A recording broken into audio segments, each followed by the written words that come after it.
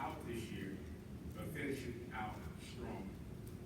Oftentimes, many times, we start out in life, we start out our year, we start out in anything, we start out with a lot of momentum. In the beginning, things are typically going very well, and we're excited, and a lot of times we're able to move forward. We're able to produce based upon the momentum that we have when we get started. But what happens is that when we get in the middle of the thing, or after some time, we tend to lose momentum, especially if it's something that's difficult, something that's challenging, something that requires a lot of us, a lot of our time, a lot of our energy, a lot of our strength. What happens a lot of times is that we begin to get weary. And I would have you to know tonight that God does not want us to get weary. Just as much as God loved and loved to see the beginning of the thing, He also loves to see us finish well. Amen. He also loves to see us finish strong. He wants us to finish just like we started. He wants us to finish with that same passion, with that same zeal, amen, with that same energy. When we look at our text this morning, we see that the Apostle Paul in this text, if you read it in context, what you'll see is that the Apostle Paul was talking about or speaking in terms of end times. But the principle that he preaches or he's teaching in this epistle is very important, I believe, if we're going to finish strong. In this epistle, we learn about the power of having a strategy. You see, our prize is not tied to just if we run, but our prize is tied to how we run. The truth of the matter is that every runner is running the race. Every one of us in this room are running this race called life, but the reality is that there's some of us who are running it better than others. And so we have to figure out this thing and figure out how is it that some are able or seemingly able to achieve their dreams, are seemingly able to make things happen, are seemingly able to persevere and to prosper, while others seem to always hit a rut. Other people seem not to be able to get over the hump. I believe that the reason is because they've discovered that running the race of life is all about strategy. See, our prize is tied not just in running, but how we run. Paul said only one person gets the prize. All of the runners run. What is it that's different about the one that gets the prize? What is it different about those who seem to win, and those who seem to finish, and those who seem to exceed? What is different about those who seem to push beyond their circumstances and push beyond limitations, whether those are self-imposed or imposed on them by others? What is it that's different about them that causes them to win the prize? I believe it's tied to them having a strategy for winning. And I believe that in God's word that He's given each and every one of us a strategy for winning at the race called life. Now understand that it doesn't just take will, but it takes skill. It doesn't just take strength, but it takes strategy. Do you not know that you can be the most well-conditioned athlete, the most well-conditioned runner? You can be the strongest runner, but it does not mean that you're going to finish. Right. Because you can have all the strength and all of the skill in the world, but if you don't have the right strategy, then an athlete or somebody else who may not be as skilled as you, may not be as gifted as you, may not be as strong as you, they can actually beat you. Yes. So today, I want to talk to you all about having a strategy to finish strong. And the first thing that you have to know, the first thing that you have to have, if you're going to finish strong, if you're going to finish whatever it is you started, the way that you started, you must visualize your race before it happens. Very important. Because visualization or imagining your race before it started allows you to experience it before you even run it. What I'm saying is that you got to see yourself winning the race before you win it. Amen?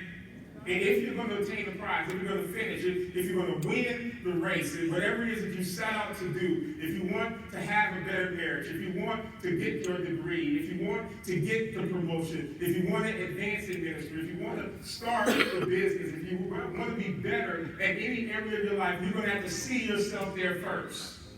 And see yourself being a finished work. Amen? Dr. Miles Monroe, he said, I think the greatest gift God ever gave man is not the gift of sight, but the gift of vision.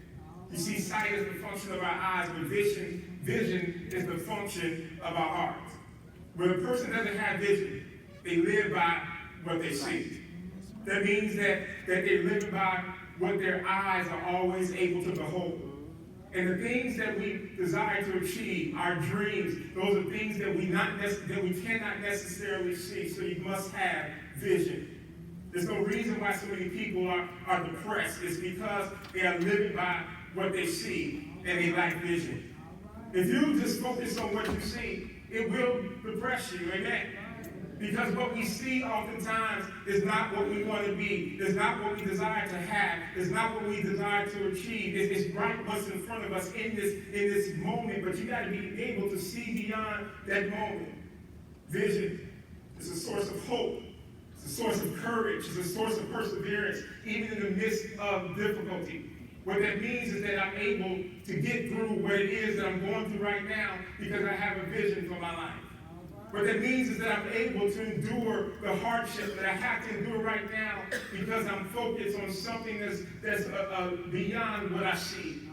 What that means is that vision will give me what I need in order to wake up in the morning to face what it is that I have to face on that day. You gotta understand, people of God, that vision is very important because vision is really God exposing the true environment of your life to you in the midst of your present environment. In other words, when you have vision, you see your real self. You're not what you're going through right now. You're not what your failure tells you you are. You're not what your job tells you you are. You're not what your present moment says that you are right now. Vision allows you to see your real self and to see yourself the way that God sees you. I pray, I wish that we could see the way that God sees, amen? I wish we could see the way that God sees and not see the way that we see. And so we got to have vision in order to see ourselves the way that God sees us. If you see in your vision, and what you see in your vision is not what you see right now, then that should make you excited. Because what you're going through is only temporary. Hallelujah. Because what's on the other side of this is the vision that you have for your life. Hallelujah. It's only temporary. Look at the person next to you and say, what I'm going through right now is only temporary. Hallelujah. I get it. God is going and he desires for each and every one of us to have a vision. He's going to give you a vision if you don't have a vision. If you don't have a vision, then you need to pray and ask God to give you a vision. Hallelujah. So I want you all to understand that it takes vision. In Habakkuk, chapter 2, verse 2, he told them, write the vision and make it plain. So they who read it may run. Amen. And in order for you to run, you must read the vision. In order for you to be able to achieve it, it got to be clear. Amen. You can never get where you're going if you don't know where you're going. You'll be just like a person who's blindfolded, being led and not able to see, stumbling through life. But if I have a vision, if I can see where I'm going, then I can then begin to come up with a plan for getting where it is that I want to go, but I must have vision. Hallelujah. I remember when I was around 20 years old, a long time ago. And I was praying, I said, Lord, what is your plan for my life? And not only did God reveal to me about my calling into ministry and preaching the gospel, but he began to speak about how he was going to prosper me. And God told me that Andre, you're going to be involved in real estate. Now at the time, I didn't know anything about real estate. Nobody in my family was in real estate. I didn't know anything, but God put this desire in my heart to get involved in real estate. And I remember getting on the line. Well, we didn't have the internet at that time. I remember having this catalog. I must have saw it on TV at the time. and I began to order all these real estate books, and I began to read about real estate. And then I called my family together. My mom, my brother, my cousins, and my siblings, I called them all together, and we sat around the table, and I said, I want us to start a real estate company. I want us to get involved in real estate. And everybody was like, cool. Everybody was gung-ho for it, but it never came to pass. Then in 2008, I was minding my own business, and one of my mentors sent me an email, and he told me, he said, Andre, if you want to learn about real estate, I want you to go to this particular seminar and learn from this guy from Florida. He's the real deal. And so I went to that seminar, sat in it, and everything that God had been speaking to me, it seemed like he was shouting to me across the room. As the guy who led the seminar spoke, I felt like he was talking directly into my dream. And so then I decided to get connected with him, and I went back to my brother and shared it with him, and then my brother decided to connect as well, because guess what? Your dream is not just about you, but it's those who connected to you, amen? And so I went and told him, and he got connected to me, and we got started right out the gate, right after that seminar, we bought our first property. And that property led to many other properties since then, amen. And then eventually we ended up buying our own real estate investment franchise. And it all started with a vision that I had at 20 years old. The problem is, for many of us, is that we give up on the vision because it doesn't happen right away. Or it doesn't happen in the time frame that we want it to happen.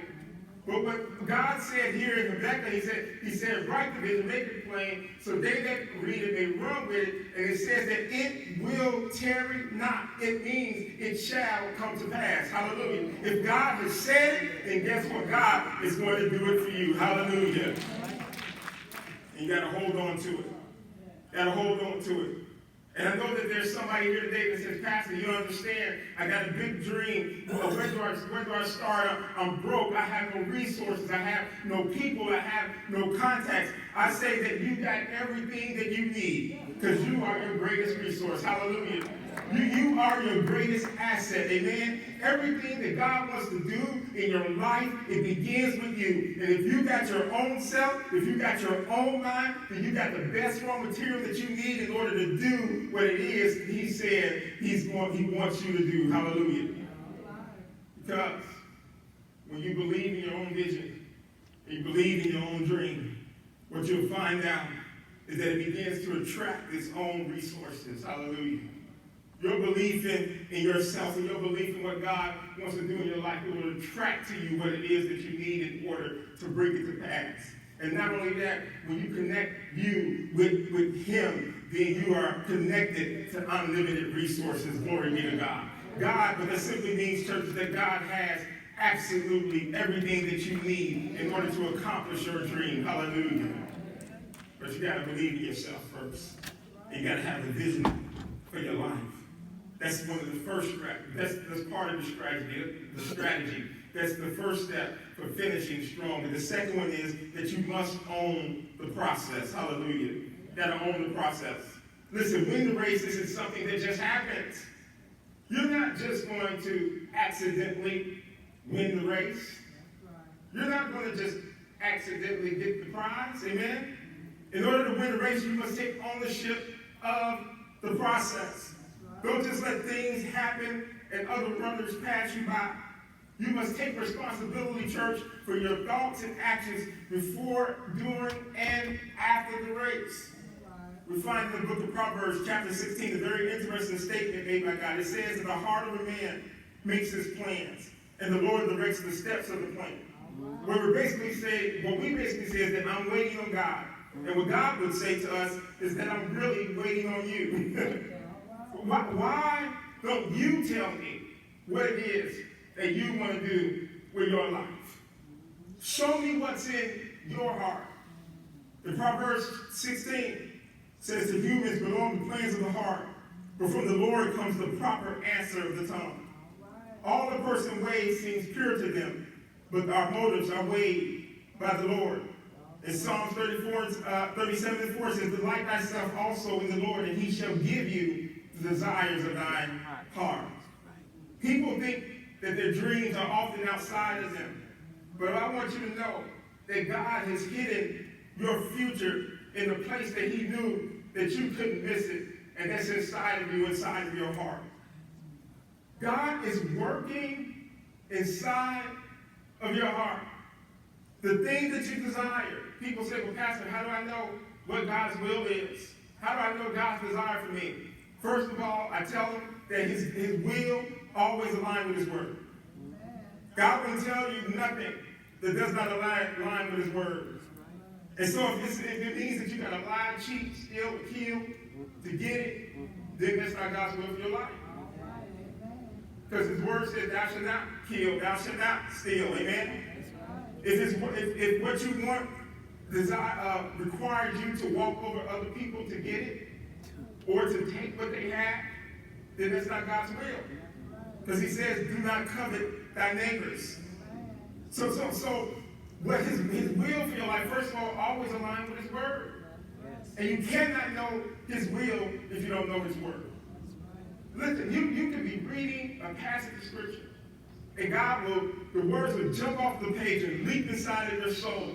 And it'll be like a yellow highlight will go over those words, and God will say, this is what I have for you. This is what I want you to do. This is your future. You'll begin to see yourself in it. But you got to know it. You got to study it, amen? You got to read it. You got to spend some time in the Word. You got to pray, and God will begin to reveal that to you and put that in your heart. And so, Psalmist says, delight yourself in the Lord, and he will give you the desires of your heart. The question I have is, are you delighting yourself in him? Are you delighting yourself in his presence? Are you delighting yourself in his word? Because it's only when you delight yourself in him that he'll reveal to you what it is that he's placed inside of you. And what I love about God is that not only will he reveal it to you, but he'll reveal it in such a way that he'll begin to align your desires with his will. Or better yet, maybe he is giving you the desire for your heart that is already what he desires to have in the earth. Have you ever thought about it? That what God has placed in you to do, that dream, that business, that idea that he's giving you, it may be exactly what he needs in the earth. And so it's no wonder why the enemy would come up against your dream. Because if it's a God-given dream, he wants to stop it from manifesting, amen? Because God wants to use that thing to be a blessing in the earth. And so I believe that when the desires and the dreams of our heart, when we're connected with God and we align ourselves with him and we get into his word and we pray his will be done, and if we begin to do those things and delight ourselves in him, then those desires that I have is his desires for this world and for this earth. So having a revelation of that can change your life. Because it will cause you to say that I can't give up on my dream. Because my dream is bigger than me. It's too important. It has eternal consequences. Amen. That I can't let go despite what I'm going through, despite the hardship, despite the setbacks. I have to trust that this is what God wants for me. Hallelujah. And he wants me to be a blessing in the earth. So I got to come forward. Through my disappointment, through my hurt, through my pain, hallelujah, through my setbacks, I got to pick myself up and get back in the race and finish the race well. And if I'm delighting myself in those moments when I feel like quitting and I feel like giving up, if I go to the Lord in prayer and I spend time in his presence, then he will encourage my heart. Hallelujah. He'll give me the strength that I need in order to finish the race. Glory be to God. So, what is it that you desire to do? What do you really want to do? And what do you want your legacy to be? What is the dream that God placed inside of you from a little girl or from a little boy? That because life dealt you some curveballs and some detours, you gave up on. You got to go and recapture that. Because if it came from God, if it came from the Lord, then it's still his plan for your life. And so you got to own your process. He says that I will direct your steps. Hallelujah. But you got to begin to take a step. You got to make the phone call.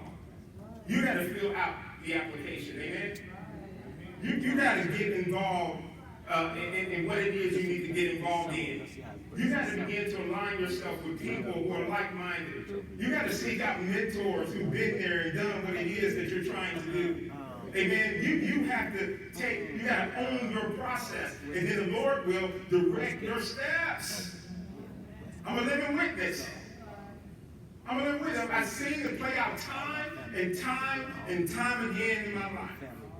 And so you can't just sit by and have a vision and a plan from God and just sit by on your living room couch watching TV with your feet kicked up and saying to yourself, the Lord is going to do this. No. What are you going to do first?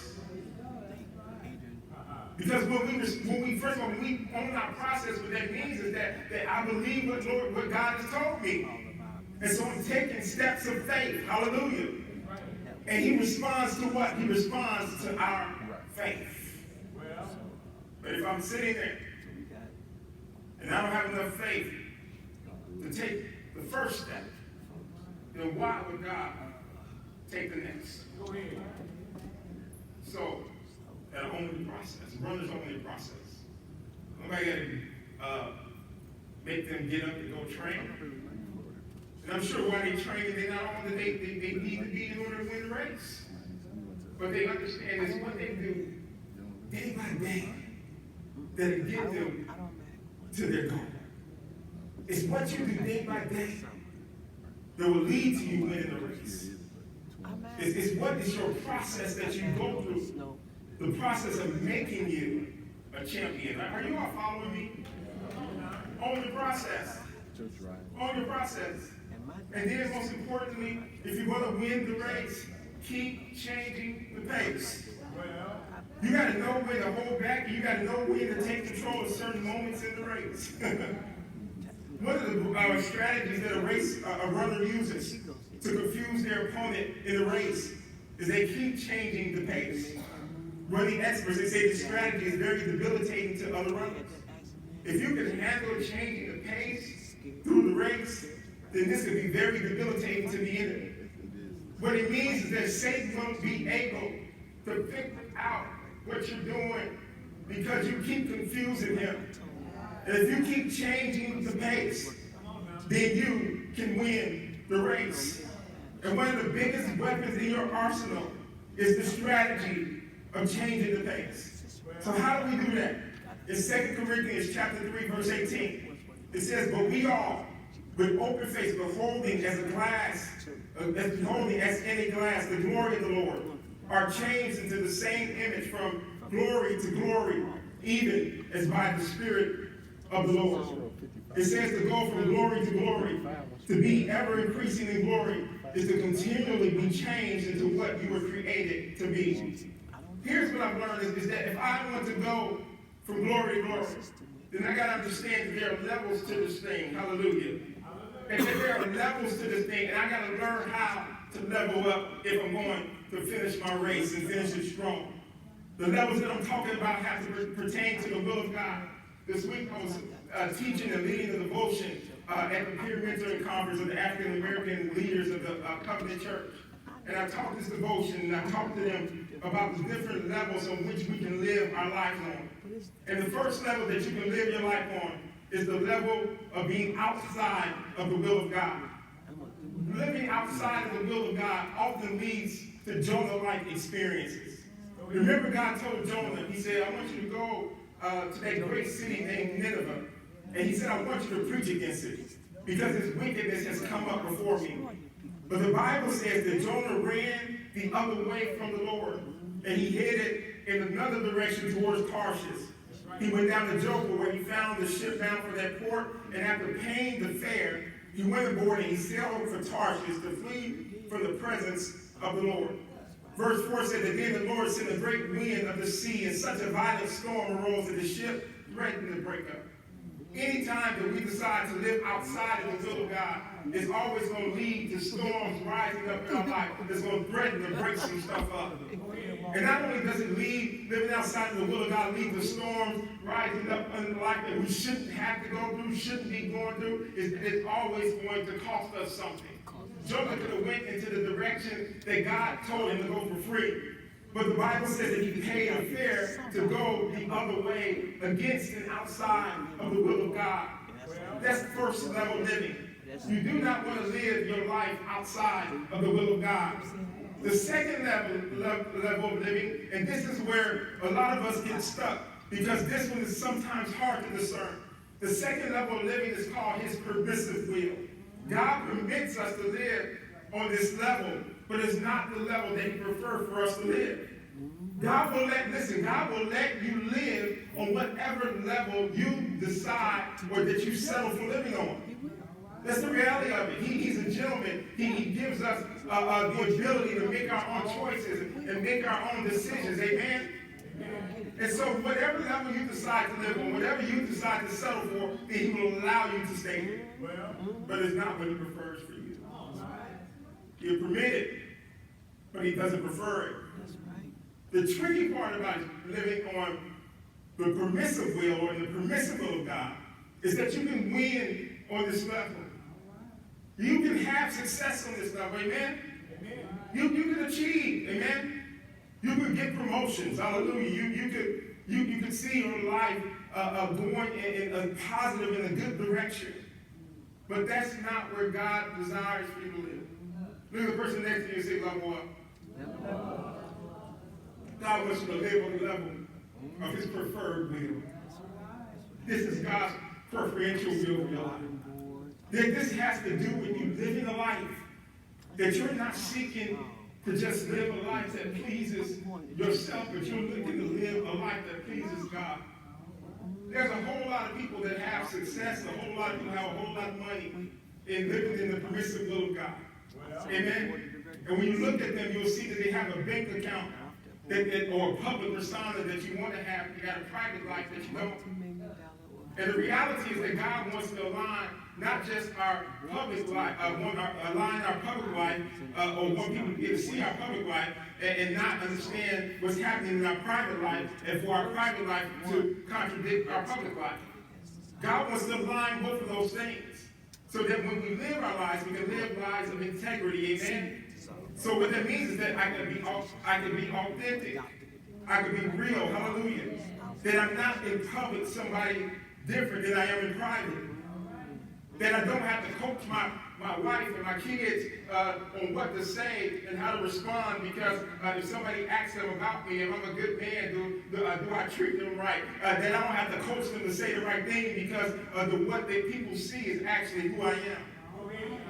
And the only way that you can get this is you got to live in his preferred will. Because what I'm saying is that God, I want to be like Jesus. I want to exude his personality. I want to have his characteristics. Amen? I want my life to be pleasing and acceptable in your sight. Lord, fix my heart. Change me. Work on me, Lord. Because it's not about my external success, but it's about what you want to do internally so that you can get glory out of my life. So not only can you win when you're in his preferred will, not only can you live, but you can thrive. Hallelujah. Well, it's when God begins to align our potential with his will. Hallelujah. God has so much potential in you. And the only way you're going to realize it is to be in his preferred will. Go ahead. Every morning that you wake up, you need to be praying, not my will, but thy will be done. Yeah. Lord, if you got to crucify my will, crucify my will. God, if you got to move me from where I am, if my desires don't align with your word, then Lord, take those desires away. And give me the desires of your heart for me. So that the desires of my heart begin to align with the desires of your heart for me. Come on now. This is the level that requires you to walk by faith and not by sight. Yes. But the good news about it is that this is the level of the overcomer. Hallelujah. That this is the level of more than a conqueror. That this is the level of exceedingly and abundantly. Hallelujah. This is the level of joy that overflows, amen. This is the level of peace that surpasses all understanding. That's the level that God wants you to live on so that you can finish the race strong. To the glory of God. To the glory of God. To the glory of God. To the glory of God. John chapter 17, verse 4. It says, I have brought you glory on earth by finishing the work that you gave me to do. And I don't know about you. When I get to the end of my life, when I get to the end of my journey, I want to say, Lord, I brought you glory on earth. I finished the work that you gave me to do. That's right. When I leave this earth, that I can leave empty, knowing that God got out of me everything that he had put inside of me. That's right. And that's God's will for you. It's for you to die empty, to die with no regrets, because you know that you lived inside of his preferred will, and that you gave everything that God had put inside of you. You gave it, and you gave it all. Stand to your feet.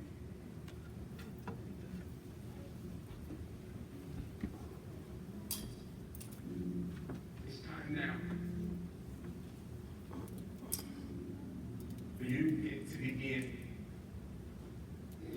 to assess your life. Well,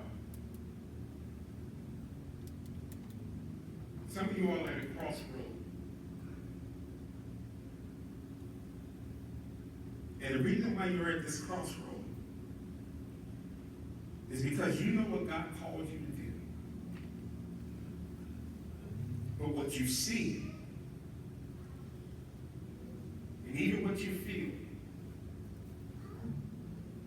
is fighting against what he told you to do. Today I want to encourage you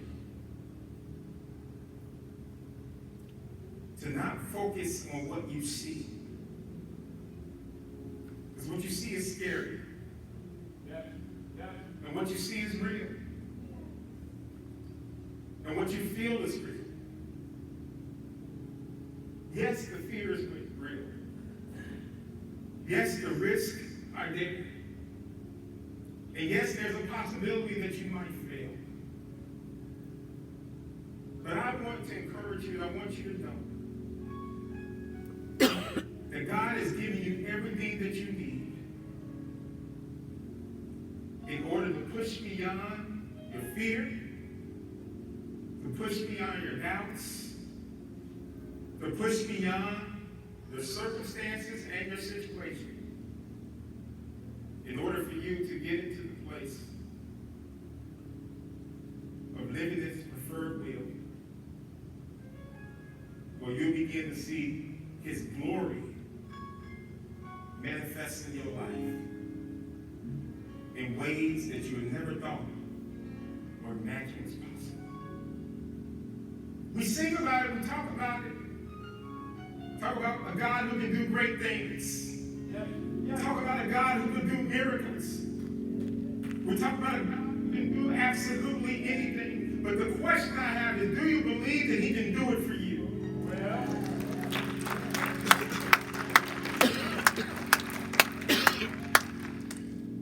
I'm a living witness that he can. Not only that he can, that he will. All God is doing is that he's waiting on you to believe. He's waiting on you to take the first step, and then he'll take the rest. Tomorrow, make the phone call, fill out the application, write the business plan, take the next step. For some of y'all, take the first step. For some of y'all, get back up and get back in the race again. This promise to you is yea and amen. Hallelujah. God hasn't forgotten or given up on you. Glory be to God. He still has a plan for your life. You're still fit and useful to the kingdom. And God wants to get glory out of your life. You could not have told me that I'll be where I am today doing what I do. I did not see it. I wasn't qualified for it. I just need some clothes. But the one thing that I said, and I held on to, was, Lord, I trust you. That's right. And I believe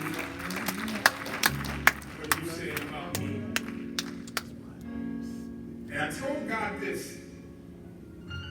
I said, Lord, I have the faith, but I need you to make it happen. And I trust, God, that if you have this in store for my life, that you will make a way. And you'll give me everything that I need. And so I'll walk with you. And I'll trust you every step of the way. That's all God needs. Somebody to believe. He wants to do great things in your life. He wants to do great things in you. He wants to birth ministry in you, businesses in you. He wants to change the generations of your family through you. Amen. He wants to break the curse of generational poverty off of your family through you. Hallelujah.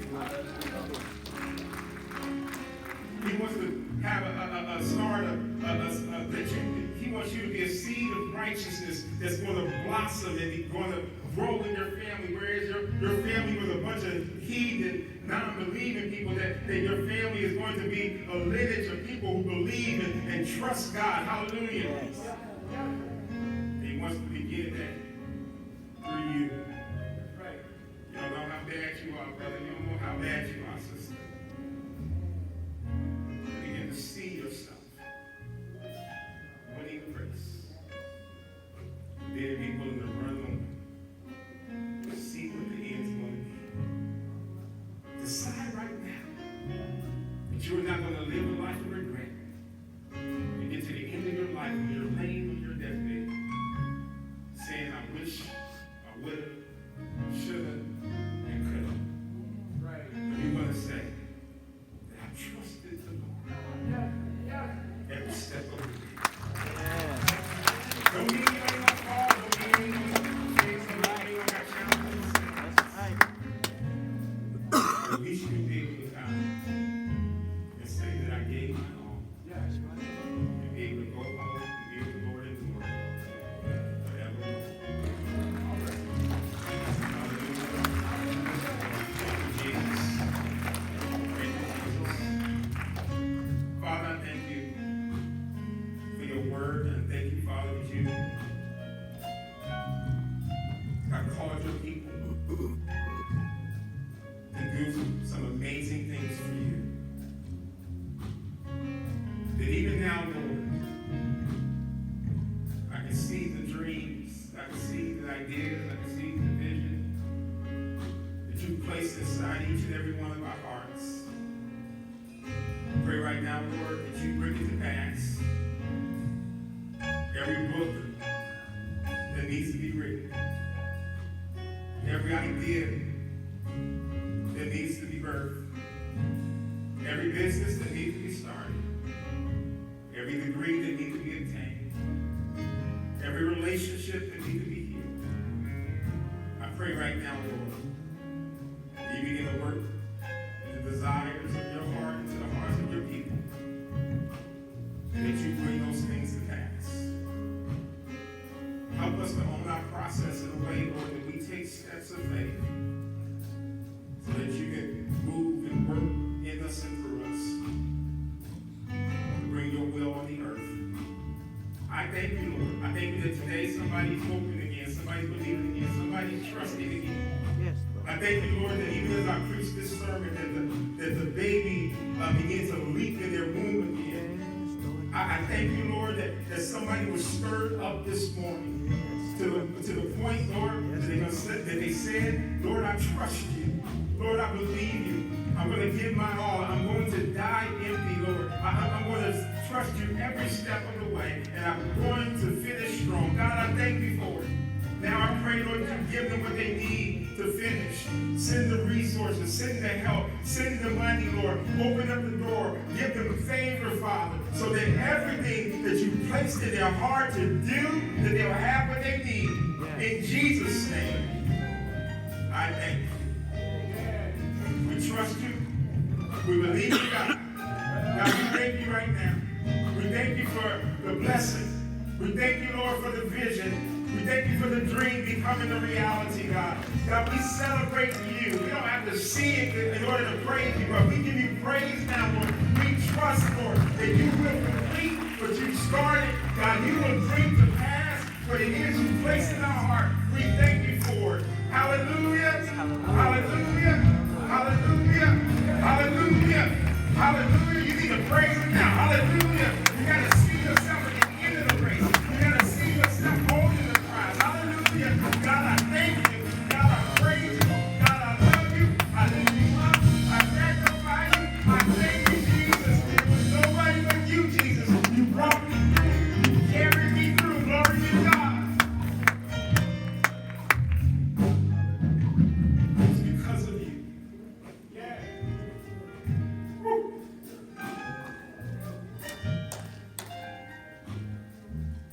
In Jesus' name.